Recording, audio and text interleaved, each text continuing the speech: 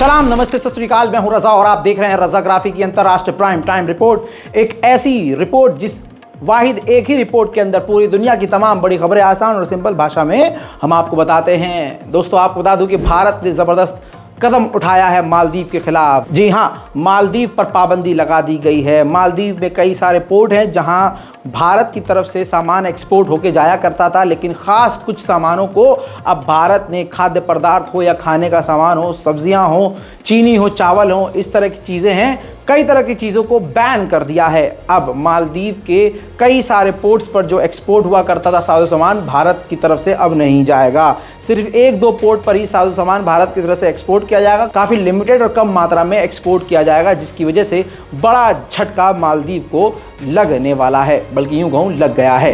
मेरे दोस्तों, चुनाव जीतने के लिए मोदी हो या मोदी जी का कोई भी नेता हो, खुद मोदी हो, पाकिस्तान, मुसलमान, हिंदू मुस्लिम करने ही लगते हैं। ऐसे में पाकिस्तान का नाम लेकर उन्होंने कहा था कि पाकिस्तान के अंदर हमने घुस के मारना शुरू कर दिया है, आतंकी अपने ही घर में मारे जा रहे हैं। इस तरह का ताना पाकिस्तान के लिए मारा और भारत के रक्षा मंत्री माननीय राजनाथ सिंह ने भी इसी तरह के कुछ बयान दिए कि हमने घुस के मारा और घुस कर मार रहे हैं। इस तरह के बयान के बाद अमेरिका ने बीच में जो है टांग अड़ाई और कहा है कि हम भारत और पाकिस्तान के मामले में तो नहीं बोलेंगे, क्योंकि पाकिस्तान ने शिकायत करी थी। और साथ में व्हाइट हाउस की तरफ से कह दिया गया है कि इस मामले में बीच में नहीं पड़ेंगे, क्योंकि दोनों समझदार मुल्क हैं, दोनों बैठकर अपने मामलात को हल कर लें।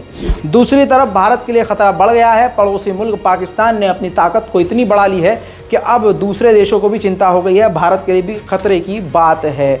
अमेरिका ने बताया है, अमेरिकी रिपोर्ट से खुलासा हुआ है कि भारत के खिलाफ पाकिस्तान ने परमाणु हथियारों में वृद्धि की है, यानी परमाणु यानी एटम बॉम्ब और भी ज़्यादा बना लिए हैं। परमाणु में अपनी शक्ति को बढ़ा लिया है, क्योंकि गरीबी भले ही है लेकिन भारत से उसको जंग का खतरा है।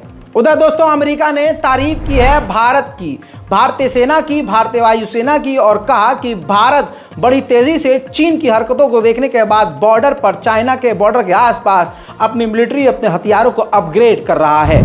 उधर मेरे दोस्तों, चाइना कमज़ोर नहीं है। ये मत सोचिए अमेरिका ने तारीफ कर दी तो चाइना को हमने हरा दिया। दोस्तों, लद्दाख के बेहद करीब पहले से 150 से ज़्यादा गांव पहले ही बसा रहा है चाइना। अब नया काम उसने शुरू किया है।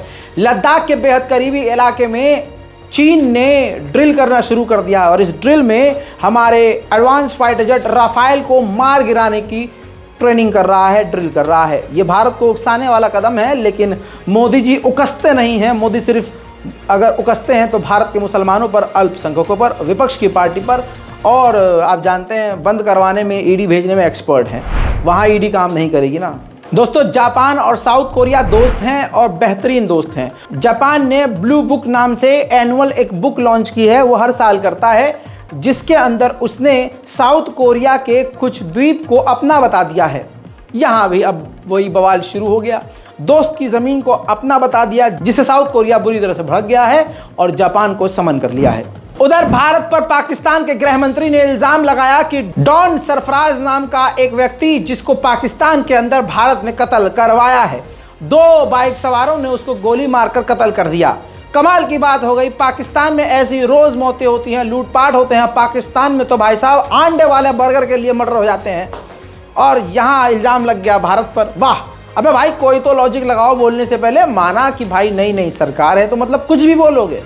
अपनी आवाम समझा हुआ है क्या भारत को कि कुछ भी बोल रहे हो, कि मतलब जो तुम बोल दोगे तुम्हारी आवाम मान लेगी? हैं? अरे यार, अबे भाई, पहले अपने आप को सुधार लो, अपने आप पर काम करो। आतंकवादी संगठन, इतने सारे टेररिस्ट ऑर्गेनाइजेशन है जिसकी वजह से पाकिस्तान की आवामी मारी जा रही है, लेकिन ससुर के नातियों को समझ में नहीं आ रहा। समझा करो यार, अपने मुल्क के हालात देखो। अमीर बेहद अमीर है, गरीब बिल्कुल गरीब है, मिडिल क्लास तो पाकिस्तान में है ही नहीं। गरीबों को देखो यार। इल्ज़ाम लगाए जा रहे हो तुम बिना बात के, भारत ने ये कर दिया, भारत ने वो कर दिया। भाई हल्का। इमरान खान पर जुल्म करने वाला कौन है? मोदी, तुम ही हो भाई। उधर तुम्हारी गरीबी ख़त्म हो गई, नाम नहीं ले रही। गरीबी हो गई, पता नहीं ससुरी क्या हो गई। गरीबी का नाम विकास रख दो, कुछ तो कॉपी करो मोदी जी को। जोक सपाट। बहरहाल, IMF से पाकिस्तान, आपका पाकिस्तान मल्टी बिलियन लोन लेना चाहता है। यानी करोड़ों खरबों की तादाद में एक बड़ा लोन फिर से लेना चाहता है। अबे भाई इल्ज़ाम लगाना बंद करो, काम धंधा करो यार, काम धंधा करो। देश जो है कर्जे पे कर्जा लिए जा रहा है, हद हो गई। आगे बढ़ते हैं मेरे दोस्तों। उधर आपको बता दूं कि गाजा के मुद्दे पर बात करने के लिए सऊदी के विदेश मंत्री पहुंच गए हैं पाकिस्तान। पाकिस्तान के हो गए बल्ले बल्ले। बताइए, सऊदी अरब, अमीर आदमी किसी गरीब के घर आए तो भाई अलग ही रौला होता है।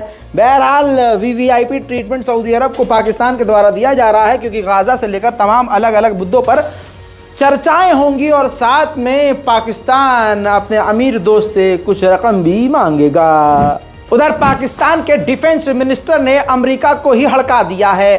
अमेरिका की धमकी के बावजूद कह दिया है कि अपने दोस्त ईरान के साथ जो हमने वादा किया था गैस पाइपलाइन का, वो हम पूरा जरूर करेंगे। किसी के रोकने और टोकने से रुके और झुकेंगे नहीं।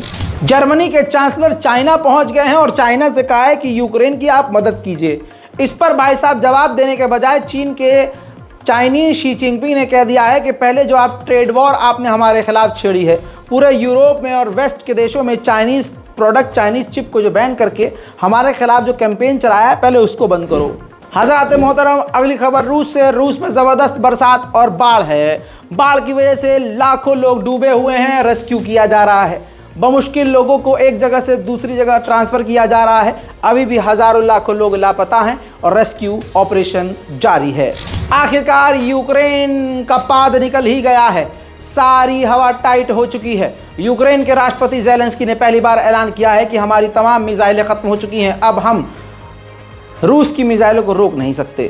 IAEA के चीफ ने बड़ी बात यूएन में कह दी है। कह दिया है कि ज़ापोरिज़िया पावर प्लांट जो इस वक्त रूस के कब्जे में है, जो यूक्रेन के था, वहाँ पर ख़तरनाक हमले हुए हैं और कई बार हमले हुए हैं, जिसकी वजह से अब हम न्यूक्लियर एक्सीडेंट के काफ़ी करीब हैं। ये बहुत बड़ी बात है। मज़े मज़े में सुन रहे हैं, लेकिन सोच लीजिए क्या कहा है IAEA ने। परमाणु एक्सीडेंट हो सकता है, जिसकी वजह से रशिया, यूक्रेन खतरे में पड़ सकते हैं, आसपास के देश भी खतरे में पड़ सकते हैं, रेडिएशन फैल सकता है। मेरे दोस्तों, आपको बता दूं कि इसी ज़ैपोरिज़िया पावर प्लांट पर जब रूस ने कब्जा कर लिया तो यूक्रेन ने कई ड्रोन हमले इस पर किए थे, और जिसकी जानकारी रशिया ने खुद दी थी और दुनिया ने नहीं माना था।